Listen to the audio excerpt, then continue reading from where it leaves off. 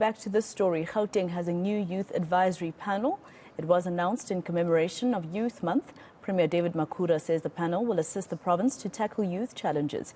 Let's go back to Uagile Low. He's the chairperson of the new advisory panel. Uagile, just to continue our conversation from earlier, one of, the main thing that you're supposed to do as the panel is, of course, to advise, but also to hold government accountable. So, the relationship between yourselves and government is quite important. So I'm wondering, I know you're just new in the office, but as a person who always worked for organizations pertaining to the youth, has your relationship with the Gauteng government always been good? Are they people who actually like to listen to youth solutions?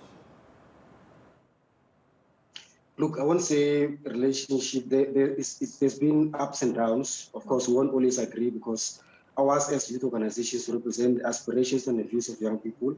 And of course, government has got these policies and, they've got a way in which they would want to approach things. Hence, it is important to have this, panel to ensure that we are able to, the views coming from either youth, young people themselves or youth organizations, one expression into what the government does on how it responds to various challenges faced by young people in Gauteng province. Just very quickly, if you can tell me exactly how do you plan to hold government accountable? Look, part of the responsibilities is to be doing oversight within various departments in government that would extend to probably government agencies that are there in the province on how they are rolling out either intervention programs to young people, the expenditure, and so on and so on, whatever that relates to that, as well as checking on numbers as to whether we are making progress as far as attending to challenges of young people.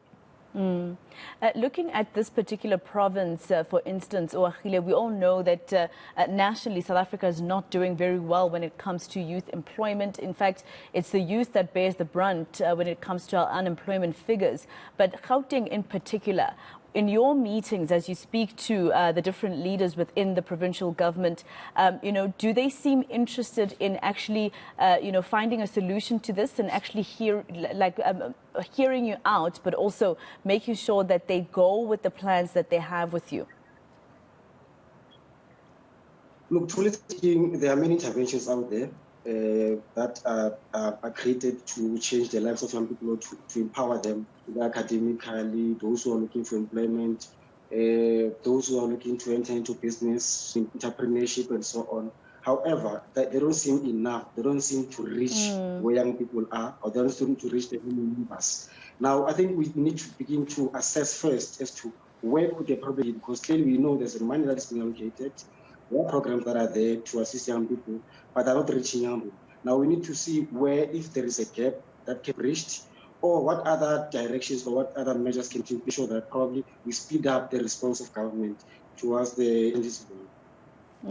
I think speeding up the response of government is quite important, especially actually, my question earlier was about the fact that the Gauteng province is like the Western Cape province, a very important one. People come here looking for better lives, etc., from the schools that they are sent to or that they choose to go to trying to actually find jobs here. But it looks like we haven't been able to actually do quite well. But besides that, there's also other issues that the youth is faced with, for instance, alcoholism, drug abuse, GBV, etc. So when it comes to discussions such as that, are there enough women, for instance, who are in this panel to make sure that our plight is also heard? Look, I think the premier, through all of us from various backgrounds, civil society, those who are coming from business, those who are in the space of empowering young women, those who are doing into economy and so on. Because I think, I would need to believe that he was trying to get as various young people as possible so that we are able to represent almost every grouping of young people within the province.